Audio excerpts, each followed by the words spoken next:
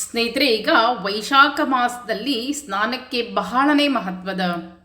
ಈಗ ವೈಶಾಖ ಸ್ನಾನದ ಮಹತ್ವ ಕುರಿತು ಪೂರ್ಣ ವಿವರವಾಗಿ ತಿಳಿಸ್ಕೊಡ್ತಾ ಹೋಗ್ತೇನೆ. ಈ ವೈಶಾಖ ಮಾಸದ ಸ್ನಾನಕ್ಕೆ ಶಾಸ್ತ್ರದಲ್ಲಿ ಎಷ್ಟೊಂದು ಮಹತ್ವವನ್ನು ಹೇಳ್ತಾರೆ ಅಂತಂದರೆ, ಈ ವೈಶಾಖ ಮಾಸದಲ್ಲಿ ಬ್ರಾಹ್ಮಿ ಮುಹೂರ್ತದಲ್ಲಿ ಎದ್ದು ಸ್ನಾನವನ್ನು ಮಾಡಿ ಭಗವಂತನನ್ನು ಕೃಷ್ಣ ತುಳಸಿಯಿಂದ ಅರ್ಚನೆಯನ್ನು ಮಾಡಿದರೆ ಜನ್ಮ ಜನ್ಮಾಂತರದವರೆಗೆ ನಮಗೆ ದಾರಿದ್ರ್ಯ ದೂರ ಆಗ್ತದಂತ. ಪೂರ್ವ ಜನ್ಮದಲ್ಲಿ ಮಾಡಿದಂಥ ಎಷ್ಟೋ ಕರ್ಮಗಳಿಂದ ಈ ಜನ್ಮದಲ್ಲಿ ನಾವು ದಾರಿದ್ರ್ಯವನ್ನು ಅನುಭವಿಸ್ತಾ ಇದ್ರೆ, ಕಷ್ಟಗಳನ್ನು ಅನುಭವಿಸ್ತಾ ಇದ್ರೆ, ನಮ್ಮ ಕಷ್ಟಗಳೆಲ್ಲವೂ ಅಂದರೆ ನಮ್ಮ ಮಾಡಿದಂಥ ಕರ್ಮಗಳು, ಕೆಟ್ಟ ಕರ್ಮಗಳೆಲ್ಲ ಕಳೆದು ನಮಗೆ ಧನ ಧಾನ್ಯ ಸಂಪತ್ತು ದೊರೀತದ ಅಂಥೇಳಿ. ಅದಕ್ಕಾಗಿ ವೈಶಾಖ ಮಾಸದಲ್ಲಿ ಬ್ರಾಹ್ಮಿ ಮುಹೂರ್ತ ಅಂಥೇಳಿ ಹೇಳ್ತೀವಿ. ನಕ್ಷತ್ರಗಳಿರುವಾಗ ಬೆಳಗ್ಗೆ ಬೇಗ ಎದ್ದು ಸ್ನಾನವನ್ನು ಮಾಡಿ, ನಿತ್ಯ ತಲೆ ಮೇಲೆ ಸ್ನಾನ ಅಂತ ಏನೂ ಹೇಳಿಲ್ಲ. ಹಿಡಿಯೋ ದಿವಸ, ಸಂಕಲ್ಪ ಮಾಡೋ ದಿವಸ ಮಾತ್ರ ತಲೆ ಮೇಲೆ ಸ್ನಾನವನ್ನು ಮಾಡಬೇಕಾಗ್ತದೆ. ಮುಂದೆ ಒಂದು ತಿಂಗಳು ಪರ್ಯಂತ, ಏನು ಹುಣ್ಣಿಮೆಯಿಂದ ಹುಣ್ಣಿಮೆವರೆಗೆ ಅಂತ ಹೇಳ್ತೇವೆ, ಈ ನಾಳೆ ಹುಣ್ಣಿಮೆಗೆ ನಾವು ಸಂಕಲ್ಪಪೂರ್ವಕವಾಗಿ ಈ ಸ್ನಾನವನ್ನು ಹಿಡಿಬೇಕು. ಸ್ನಾನವನ್ನು ಹಿಡಿದು ಬೆಳಗ್ಗೆ ಬೇಗ ನಿತ್ಯ ಎಲ್ಲ ಕೆಲಸಗಳನ್ನು ಮುಗಿಸ್ಕೊಳ್ಬೇಕು. ಬೆಳಗ್ಗೆ ಬೇಗ ಎದ್ದು ಎಲ್ಲ ಕೆಲಸವನ್ನು ಮುಗಿಸ್ಕೊಂಡು ಸ್ನಾನವನ್ನು ಮಾಡಿ ದೇವರಿಗೆ ಒಂದು ದೇವರ ಕಟ್ಟೆ ಮೇಲೆ ಒಂದು ರಂಗವಲ್ಲೆಯನ್ನೆಲ್ಲ ಹಾಕಿ ವಿಷ್ಣುವಿನ ಯಾವುದೇ ಅವತಾರದ ಫೋಟೋ ಇಟ್ಟು ಕೃಷ್ಣ ತುಳಸಿಯಿಂದ ಭಗವಂತನ ಅರ್ಚನೆಯನ್ನು ಮಾಡೋದ್ರಿಂದ ನಿಮ್ಮ ಮನೆಯಲ್ಲಿರುವಂಥ ದಾರಿದ್ರ್ಯ ಎಲ್ಲವೂ ದೂರ ಆಗ್ತದೆ. ಸ್ನಾನ ಮಾಡುವಾಗ ಒಂದು ಮಂತ್ರದ ಸಂಕಲ್ಪ ಕೂಡ ಹೇಳ್ಕೊಡ್ತೀನಿ. ಆ ರೀತಿಯಾಗಿ ಮಾಡಿರಿ, ನಿಮ್ಮ ಎಷ್ಟೋ ಒಂದು ಕಷ್ಟಗಳು ಕಡಿಮೆ ಆಗ್ತದೆ. ಈ ವೈಶಾಖ ಮಾಸದಲ್ಲಿ ಇನ್ನೂ ಒಂದು ವ್ರತವನ್ನು ಹೇಳ್ತೇನೆ. ಈ ಬ್ರಾಹ್ಮಿ ಮುಹೂರ್ತದಲ್ಲಿ ಎದ್ದು ಬೆಳಗ್ಗೆ ಬೇಗ ಸ್ನಾನವನ್ನು ಮಾಡಿ, ಅಂದರೆ ಸ್ನಾನಕ್ಕೊಂದು ಮಂತ್ರ ಅದ, ಆ ಮಂತ್ರವನ್ನು ಹೇಳಿ ಸ್ನಾನವನ್ನು ಮಾಡಿ, ನಿಮ್ಮ ಮನೆಯಲ್ಲಿ ಪೂಜೆ ಮಾಡಲಿಕ್ಕಾಗದೇ ಇದ್ದರೆ ಎಲ್ಲಾದರೂ ನಿಮ್ಮ ಮನೆ ಹತ್ತಿರ ಅಶ್ವತ್ಥ ವೃಕ್ಷ ಇದ್ದರೆ ಹೋಗಿ ಆ ಅಶ್ವತ್ಥ ವೃಕ್ಷಕ್ಕೆ ಸ್ವಲ್ಪ ನೀರು ತೊಗೊಂಡು ಹೋಗಿರಬೇಕು. ಆ ಅಶ್ವತ್ಥ ವೃಕ್ಷದ ಬುಡದಲ್ಲಿ ನೀರನ್ನು ಹಾಕಿ 3 ಪ್ರದಕ್ಷಿಣೆಯನ್ನು ಹಾಕಬೇಕು. ಆ ಗಿಡವನ್ನು ಶನಿವಾರದ ಹೊರತು ಮುಟ್ಟಬಾರ್ದು, ನೆನ್ಪಿಟ್ಕೊಳ್ರಿ. ಈ ರೀತಿಯಾಗಿ ನಿತ್ಯ ಆ ಗಿಡಕ್ಕೆ ನೀರು ಹಾಕಿ 3 ಪ್ರದಕ್ಷಿಣೆಯನ್ನು ಹಾಕಿ ಒಂದು ತಿಂಗಳ ಪರ್ಯಂತ ಈ ವ್ರತ ಮಾಡೋದ್ರಿಂದ ನಿಮ್ಮ ಮನೆಯಲ್ಲಿರುವಂಥ ಎಷ್ಟೋ ದಾರಿದ್ರ್ಯಗಳು ದೂರ ಆಗ್ತದೆ. ಶನಿವಾರದ ಹೊರತು ಯಾಕೆ ಮುಟ್ಟಬಾರ್ದು ಅಂದರೆ, ಉಳ್ಕಿದ ದಿವಸ ಅಂದರೆ ಲಕ್ಷ್ಮೀ ವಾಸ ಇರ್ತದೆ.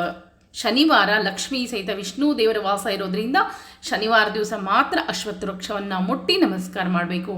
ಉಳ್ಕಿದ ದಿವಸ ಅಲಕ್ಷ್ಮಿ ಇರೋದ್ರಿಂದ ಮುಟ್ಟಿದರೆ ನಾನಾ ತರಹದ ತೊಂದರೆಗಳನ್ನು ನೀವು ಹೊತ್ಕೊಳ್ತೀರಿ. ಅದಕ್ಕಾಗಿ ಅಶ್ವತ್ಥ ವೃಕ್ಷವನ್ನು ಶನಿವಾರದ ಹೊರತು ಮುಟ್ಟಬಾರ್ದು ಅಂಥೇಳಿ.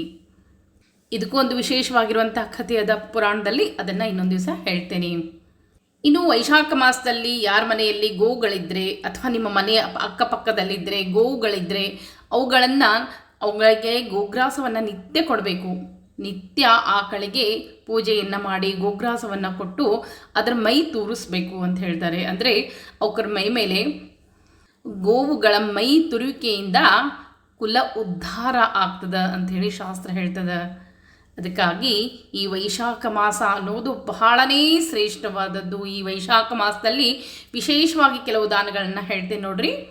ಈ ವೈಶಾಖ ಮಾಸದಲ್ಲಿ ನಿತ್ಯ ಜಲದಾನ ಅತ್ಯಂತ ಶ್ರೇಷ್ಠ ದಾನ ಅಂತ ಹೇಳ್ತೇವೆ. ಇನ್ನು ಬೀಸಣಿಕೆ ದಾನ ಮಾಡ್ಬೋದು. ಯಾಕಂದರೆ ಪೂರ್ವದಲ್ಲಿ ಫ್ಯಾನ್ಗಿನ್ ಇರಲಿಲ್ಲ, ಆವಾಗ ಬೀಸಣಿಕೆಯನ್ನು ದಾನವಾಗಿ ಕೊಡ್ತಿದ್ರು.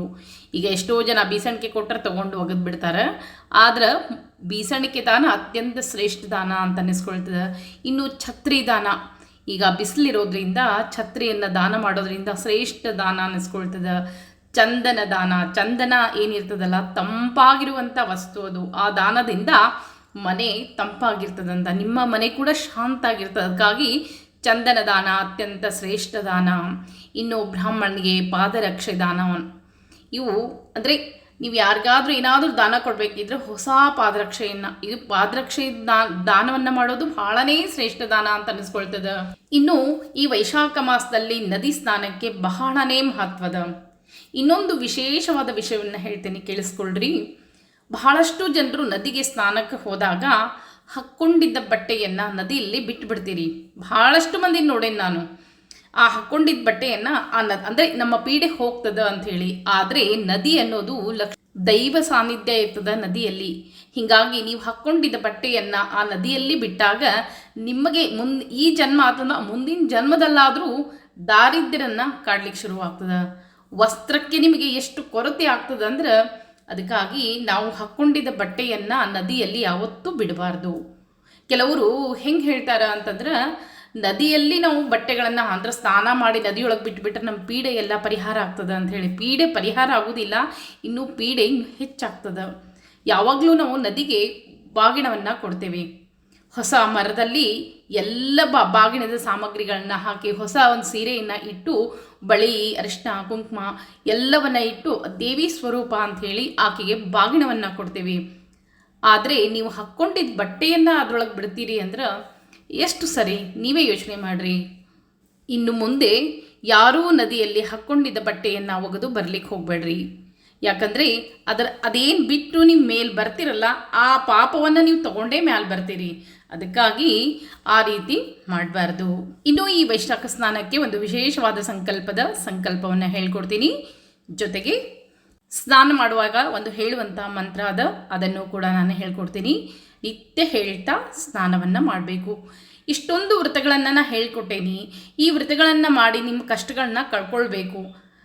ಬರೀ ಕಷ್ಟ ಅದ ಅಂದರೆ ಏನೂ ಮಾಡಲಿಕ್ಕೆ ಸಾಧ್ಯ ಇಲ್ಲ. ನಮ್ಮ ಕಷ್ಟಗಳಿಗೆ ನಾವೇ ಕಾರಣ. ಅದಕ್ಕಾಗಿ ಆ ಕಷ್ಟಗಳನ್ನ ನಮ್ಮ ಕೈಯಾರೇ ಕಳ್ಕೊಳ್ಬೇಕು. ಬೇರೆಯವರಿಂದ ಅಥವಾ ಬೇರೆ ಏನೋ ಒಂದು ಮಾಡೋದ್ರಿಂದ ಅಲ್ಲ, ನಮ್ಮ ಕರ್ಮ ಮಾಡಿಯೇ ಕಳ್ಕೊಳ್ಬೇಕು. ಅದು ಭಗವದ್ಗೀತೆಯಲ್ಲಿ ಶ್ರೀಕೃಷ್ಣದೇವರು ಹೇಳ್ತಾರೆ. ಅದಕ್ಕಾಗಿ ಸೂರ್ಯದೇವರು ಈಗ ಮೇಷರಾಶಿಯಲ್ಲಿ ಸಂಚಾರವನ್ನು ಮಾಡುವಂಥ ಸಂದರ್ಭದಲ್ಲಿ ವೈಶಾಖ ಸ್ನಾನ ಸಂಕಲ್ಪಪೂರ್ವಕವಾಗಿ ಹಿಡಿದು ಒಂದು ತಿಂಗಳ ಸ್ನಾನ ಮಾಡಿ ನೋಡ್ರಿ. ನಿಮ್ಮ ಈ ಜೀವನದಲ್ಲಿ ಎಷ್ಟೋ ಒಳ್ಳೆ ಕೆಟ್ಟ ಕರ್ಮಗಳ ಕಳೆದು ಒಳ್ಳೆಯ ದಿನಗಳನ್ನ ನೀವು ಕಾಣ್ತೀರಿ. ಈ ವೈಶಾಖ ಸ್ನಾನವನ್ನು ಬೆಳಗ್ಗೆ ಬೇಗ ಎದ್ದು ಸ್ನಾನಕ್ಕಿಂತ ಮುಂಚೆ ಸಂಕಲ್ಪ ಇರ್ತದ. ಕೈಯಲ್ಲಿ ಅಕ್ಷತೆಯನ್ನು ಹಿಡ್ಕೊಂಡು ವಾರ್ಧಾಯುಷ್ಯವರ್ಧನಂ ನಕ್ಷತ್ರಾಧರತೆ ಪಾಪಂ ಯೋಗಾದ್ರೋಗ ನಿವಾರಣಂ ಚಿಂತಿತ ಕಾರ್ಯ ಫಲ ಉತ್ತಮಂ ಶ್ರೀ ಲಕ್ಷ್ಮೀ ಸಹಿತ ವಿಷ್ಣು ಪ್ರೇರಣೆಯ ಶ್ರೀ ಲಕ್ಷ್ಮೀ ಸಹಿತ ವಿಷ್ಣು ದೇವತಾ ಪ್ರೀತ್ಯರ್ಥಂ ಯಥಾಶಕ್ತಿ ವೈಶಾಖ ಮಾಸ ಪರ್ಯಂತ ವೈಶಾಖ ಸ್ನಾನ ಪ್ರಥಮಹಂ ಕರಿಷ್ಯೆ ಅಂಥೇಳಿ ಮೊದಲೇ ದಿನ ಸಂಕಲ್ಪವನ್ನು ಮಾಡ್ಕೊಳ್ಬೇಕು. ಒಂದು ಸಲ ಸಂಕಲ್ಪ ಮಾಡಿದ ಮೇಲೆ ತಪ್ಪಿಸ್ಲಿಕ್ಕೆ ಹೋಗಬಾರ್ದು. ನಂತರ ಸ್ನಾನದ ಕೋಣೆಗೆ ಹೋಗಿ ಅಂದರೆ ಬಕೆಟ್ನಲ್ಲಿ ನೀರು ಬಿಟ್ಕೊಂಡು ಹೇಳ್ಕೊಳ್ಬೇಕು. ವೈಶಾಖಂ ಸಕಲಂ ಮಾಸಂ ಮೇಷ ಸಂಕ್ರಮಣೇರವೇಹೇ ಪ್ರಾತಃಸನಿಯಮಂ ಸ್ನಾಸೆ ಪ್ರೀಯತಾಂ ಮಧುಸೂದನಃ ಅಂಥೇಳಿ ಕೈ ಮುಗಿದು ಸ್ನಾನವನ್ನು ಮಾಡಬೇಕಾದ್ರೆ ಮಧುಹಂತು ಪ್ರಸಾದೇನ ಬ್ರಾಹ್ಮಣ ಅನುಗ್ರಹಾತ್ ನಿರ್ವಿಘ್ನಮಸ್ತು ಮೇ ಪುಣ್ಯಂ ವೈಶಾಖ ಸ್ನಾನ ಮನ್ವಹಂ ಮಾಧವೇ ಮೇಷಗೆ ಬಾನೋ ಮುರಾರೇ ಮಧುಸೂದನಃ ಪ್ರಾತಃಸ್ನಾನೇನ ಮೀನಾಥ ಫಲದೋಭವ ಪಾಪಹನ್ ಅಂಥೇಳಿ ಈ ಶ್ಲೋಕವನ್ನು 3 ಸಾರಿ ಹೇಳಬೇಕು.